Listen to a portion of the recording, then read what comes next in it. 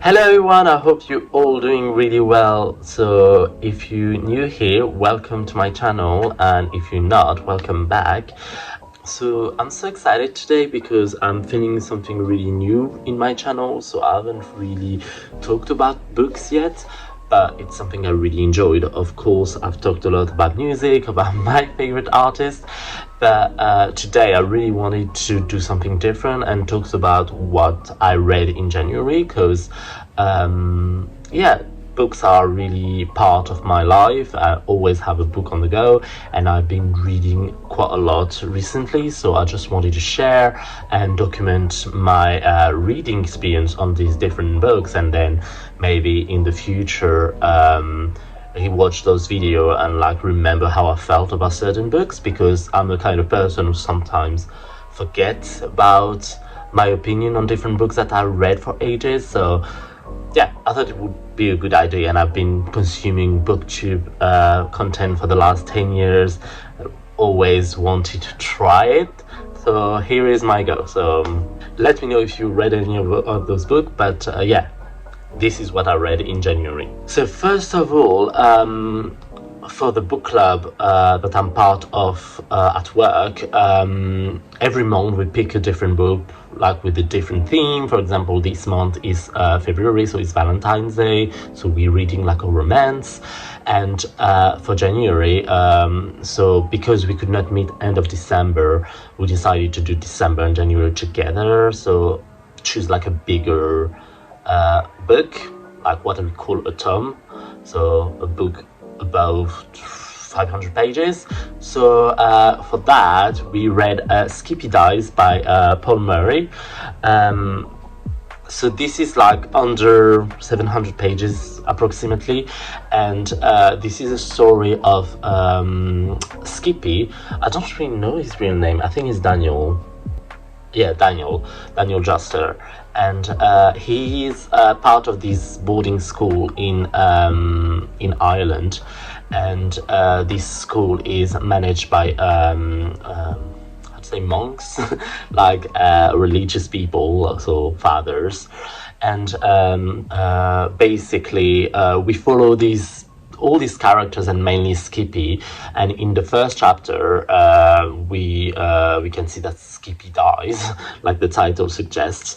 And so basically, this is the first chapter, so it's not a spoil. And then the first part of the book are all the events that led to him dying at that pancake competition. But he's not really dying from eating pancakes, he's more dying for another reason. And we just this first part is really focusing on that, how he died, and then the second part is what happened after the incident. And yeah, so this was the book. So we follow a bunch of characters. Yeah, it's quite a long book.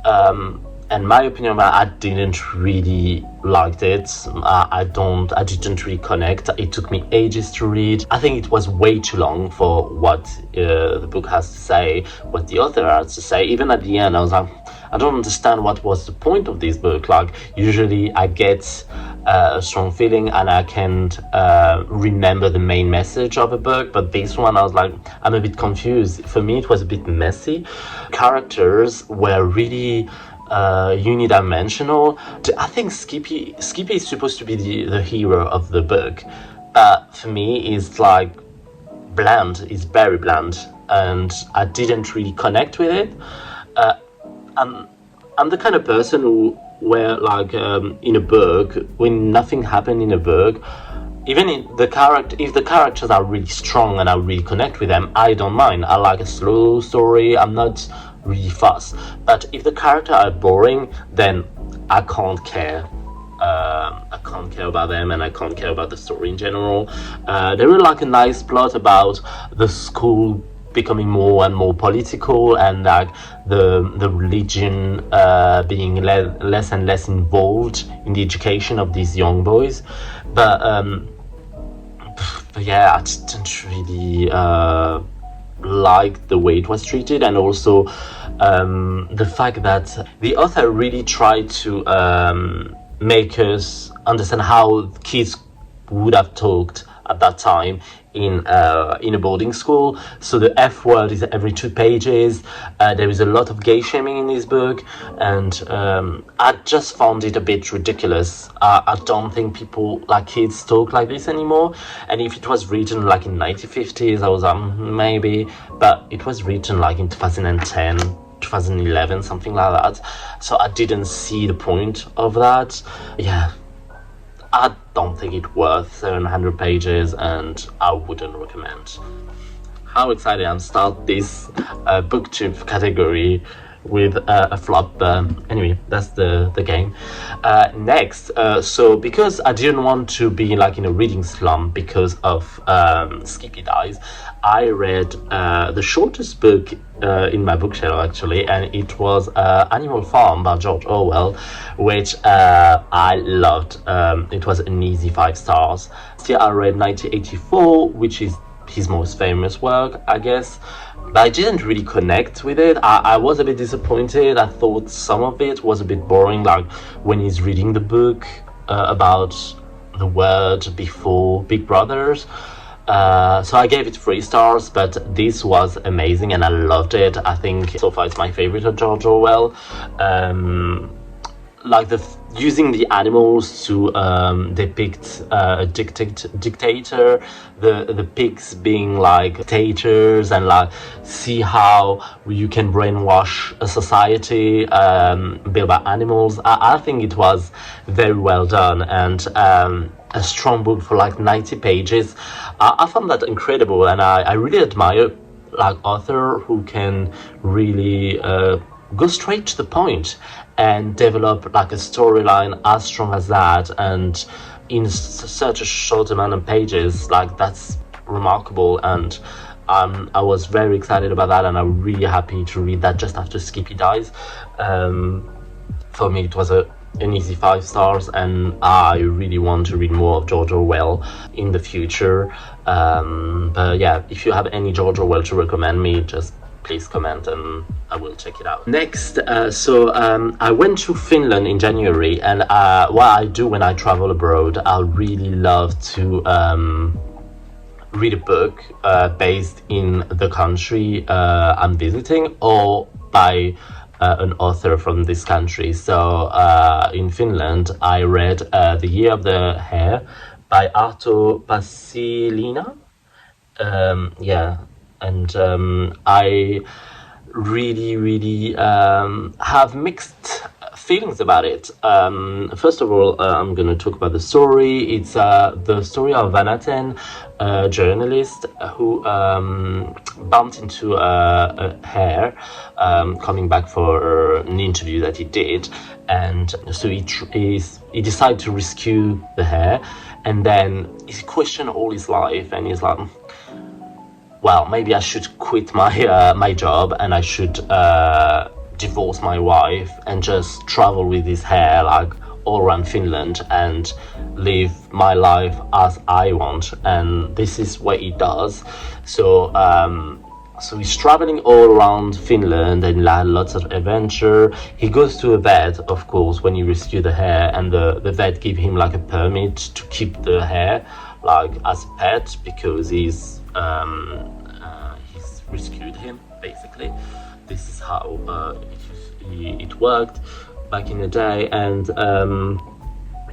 so it was interesting, very cozy, cute story.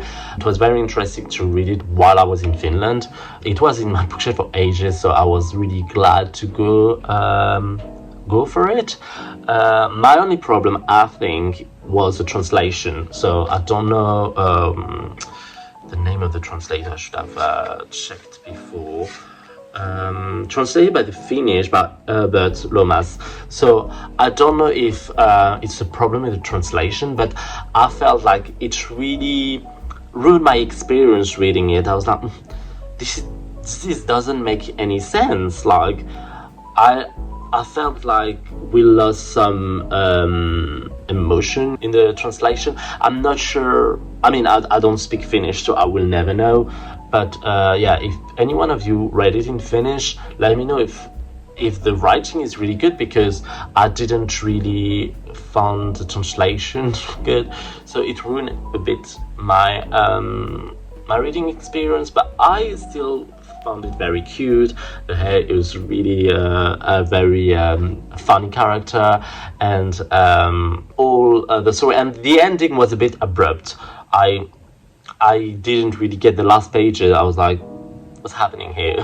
Well, like, it's a very open ending, but yeah, a cute story. If you go to Finland and you want to read it, I mean, I would recommend, but I gave you like a solid 3 stars. Then next, because I knew that the film was coming out with one of my favorite actor, Paul Mescal, I wanted to read the book. So the film in question is All of Us Strangers, inspired by the book Strangers by Taishi Yamada. So this is a Japanese fiction set in Tokyo, where there is that guy, what's his name? I always forget names in books. Well, I don't know, it's a TV script writer, and he lives in a building when it's like mainly offices, and he thinks he's the only one living in this building, but there is another woman living at the 3rd floor, and he's like in the 9th floor, 10th floor, something like that. And basically we're following that guy when he goes through a divorce, and when he's not like having any strong relation with his son. So that lady knocked at his door one night because she's a bit depressed with a bottle of wine, and he doesn't really want to socialize with her at first, so he just said no, he's not interested, and he let her leave. And then from this event, then we see him like going back to his childhood town, where not town, like part of Tokyo, I think, and where he bumped into his dad and his mom that were supposed to be dead, like they died when he was 12. So he's a bit shocked. So he starts visiting them, and he doesn't understand what's happening here, if they're real, if they're like ghosts. He doesn't know, but the more he visits them, and the more he become like ill and like transform. And yeah, I'm not gonna tell you the ending of the story. I mean, you should read it. It's quite a short book as well, but I really enjoyed it. I think I really love Japanese fiction. It's really, for me, it's like really like a book that I really, really love, or a book that I'm like indifferent. But there is no Japanese book when I'm like, I dislike that book. I think that was cozy, good writing, the translation was good, and the characters were really interesting, and the ending very, very surprising. I like when the ending is not. We don't expect this ending. Film was really good as well. They replaced the lady by a man, so it's an homosexual couple in the film, but it doesn't really really harm the story, because in the end, like, there is other conversation that I put, and that's a very, very interesting way to handle it. I think it was great. And yeah, the film is based in London, so they're not in Tokyo, which I found it a bit weird, but apart of that, I think both book and the film are really good, so I would recommend. Then next, with my brother, we tried to buddy read. So my brother has been really into reading more books recently, especially classics. But I suggested to like buddy read some books sometimes, and he went for it, and he mentioned Before the Coffee Gets Cold by Tashikazu Kawaguchi. Sorry for the pronunciation. So this book's been on my bookshelf for ages, so I bought it back in 2020 when I was in Ireland. At that time I had finished my book, and I was like, oh, I need to read something else, I need to buy something else. So I went to that second-hand shop, you can still see the tag here, and yeah, I picked up that book because I heard a lot about it, and I like the cover, and I was like, why not, let's do it. Back in the day, in 2020, I think I read 20 pages, and then I wasn't in the mood for that, and yeah, it's been sitting on my bookshelf for this long, So when my brother suggested it, I was like very excited to read it. But I was a bit, I had my fear that I wouldn't like it because I didn't finish last time.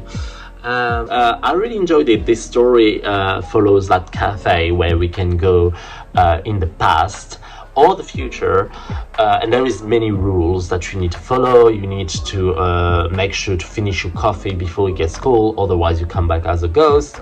You can go back to the past or the future only once in your life, and you need to have visited the cafe before that. And also I think you can't change the present, so if you go back to the past you can't change what's happening in the present. So it was very interesting. It's divided in 4 sections, so you have the lovers, the husband and the wife, the sisters, and the mother and the daughter.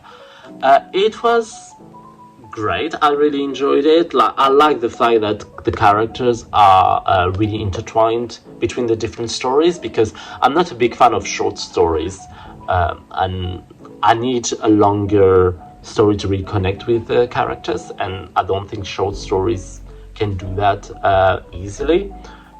If you have any recommendation of short story that you think I would enjoy, let me know in the comment. But this one I enjoyed it because the characters were like in all the stories, like the managers of the cafe in that's set in Tokyo. Did I mention this?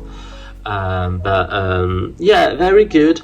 I mean, I know that there is sequels in this series of books. Like I think there is like 4 books in total, but I'm not sure I'm gonna read the other, because I feel like once you know how it works, I don't think there is point to read the others. Like you know the tale. I mean, it's just following different like storyline, different characters going in the past, regretting things that they haven't said, or blah blah blah. And for me, like 1 book is enough. I don't need to read 4 books in the same spirit, same genre. So I gave it 3 stars because it was cozy and cute, but nothing new. I think that book doesn't do anything new if you read other book about time traveling. Carry on with my buddy reads, but this time with my bestie Celia that you saw in this channel. Actually, I read Almond by Yeon Fyung Son. That I really enjoy. You can see that I really annotated that book. This is so good. I gave it 4.5 stars, and I will let you know why I didn't give it 5 stars.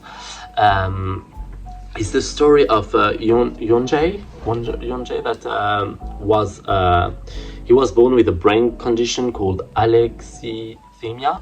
So basically, where a part of this brain called I don't remember, but it's part of this brain that is like a shape of an almond that is not really well developed, and so because of that he can't feel any emotion, like especially fear, sadness, and those kind of emotion. He can't feel them. He can't cry, he can't laugh, he can't do this thing naturally. So yeah, we follow this character in Seoul. He's living with his mom and his granny, so all the beginning of his life, his mom really tried to teach him how to react to those different situations. So he's not feeling lost and bullied at school, but something tragic happens, like in the beginning of the book, where he loses his mother and granny. And obviously he becomes like staying on his own. He owns that's so cute, my dream. He owns a second-hand bookshop, and he's managing the second-hand bookshop on his own, going to school, and then feeling a bit lost because he doesn't know what to do, how to react, so he's being bullied, etc. But that is a book about friendship, like different kind of friendship, not obvious friendship, and I just enjoyed it. I enjoyed the first character, the main character. I think it was really well developed, and like talking about a subject I didn't know anything about, so I would recommend it. I did give it 5 star because the ending, I really wanted to know more what's happening one of the character. I wanted that to be more developed, so that's a good thing. It means that I wanted more pages of this book, not like Skippy dies. But yeah, I would recommend this book. The translation was good, and it's a very, very easy read, so I would recommend. Next in this list, I really wanted to read a classic, Bob Baldwin, so I read Giovanni's Room, here in French, La Chambre de Giovanni, which I gave it 5 star. I love Baldwin writing. I read it in French because I prefer the cover in French. I know it's a very pity argument, but it's just I don't like the English cover. I would put it here to show you, but I don't think it was any good, so I read it in French, and I think the writing was amazing. I might read it again in English just to see, to confirm, but I'm pretty sure I read other books from Baldwin in English, and yeah, he's a genius. So yeah, we're following the story of David, a young American who moves to Paris, and he has this relationship with his girlfriend Hella that he wants to marry, but something happened, like they decide to take a break, so Hela goes to Spain, he stay in Paris, and yeah, he develop this very close friendship with Jacques. Is it Jacques? Yeah, I think it's Jacques. And one night when he goes to a bar, he meets this barman called Giovanni, who is like immigrant, Italian immigrant in Paris. And because David is really struggling with money, his dad doesn't want to send him any money, he decided to move to live with Giovanni in his room, his tiny room. And yeah, like a strong relationship developed between the two characters. Giovanni is very passionate, very Italian, and David is very American, very reserved, and yeah, you just follow the story, and then it's a bit sad. It's a tragedy for me, but as I said, I don't want to tell you too much because I didn't know much of about the book. I know that it was like they were like a queer sense in this book, but I didn't know much, but a lot of people said that it was really sad. I love sad books, I love sad songs as well, but I would recommend. The writing was amazing, and give it an easy 5 stars, easy. And yeah, last in the list but not least, I read Poor Things by Alasdair Gray, which I think you might recognize this cover. It's Emma Stone. I read it because I went to see the film that I really, really loved. I would really recommend. It was very entertaining and beautiful, unique. I would recommend. But so after that, I read the book, and I enjoyed the book. I think it's a great story. It's like a kind of like a Frankenstein when the creature, so the lady, is actually worshipped instead of like being hated. And so we follow that character called Godwin Baxter, who is a doctor, a scientist, and he's a teacher. And one day he get that body of a woman who drowned in the Thames. He rescue her, and she's pregnant. Well, she was pregnant. So he decided to take the brain of that baby and to put it on the mother body. So he can rescue her, but she have like a newborn baby, mental age brain, basically, and it's very interesting to see the development of the character. She go on this world trip when she learn like hard lessons, these books basically is aimed to be feminist, but I think that was my problem with it. I didn't give it like a high rating. I gave it like 3.5 stars, I guess, because I think that men can't really write well about feminism. Sorry. And I think it would have been better if it has been written by a woman. And also, the main character, the narrator of this book is I don't want to spoil anything, but it's a man. It's not Bella, and I would have preferred it to be Bella, because it would have been interesting to see her development even in her writing. Maybe she could have like started writing a bit childish, in a childish way, and then seeing the improvement.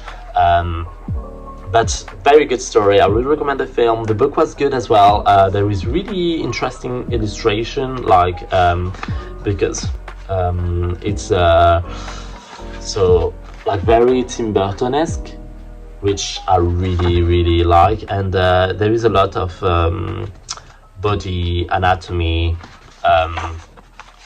drawings, which I found really interesting as well. So I'd recommend. It's an interesting read. For me, the film was better because it was more visual, I guess. But still, interesting story. So this is what I read in January. Let me know if you read any of those books, and if you enjoyed that video. I have so many videos that I would like to film. For example, my best book of 2023. I don't know if it's too late to do that, or the 24 books I want to read in 2024. Let me know if you're interested in this content, and I'll make sure to film it. So thank you very much for watching, and please to support my channel, please like and comment this video.